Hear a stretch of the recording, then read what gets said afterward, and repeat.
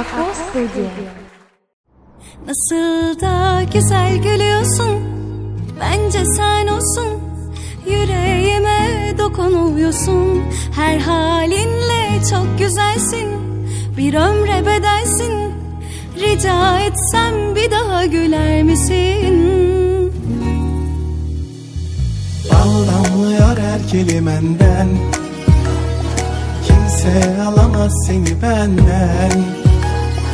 Öyle güzel ki yerinden de güller açar her güldüğünde.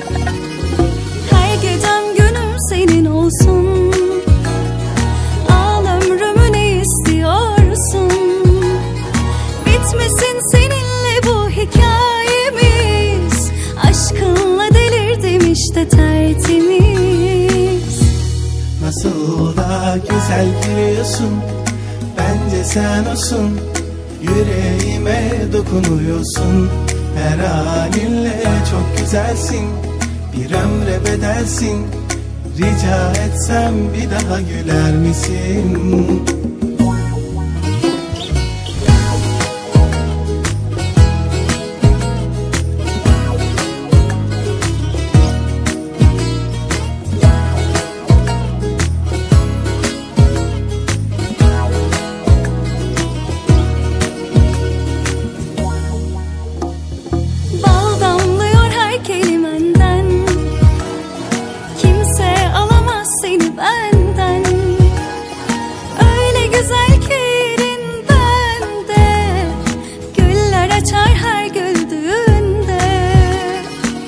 Gecem günüm senin olsun, al ömrümü ne istiyorsun?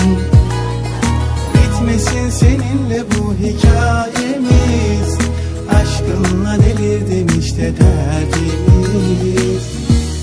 Nasıl da güzel gülüyorsun, bence sen olsun. Yüreğime dokunuyorsun, her halinle çok güzelsin.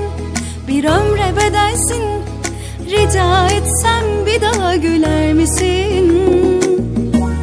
Nasıl da güzel gülüyorsun, bence sen olsun. Yüreğime dokunuyorsun, her halinle çok güzelsin. Bir ömre bedelsin, rica etsem bir daha güler misin? Nasıl da güzel gülüyorsun.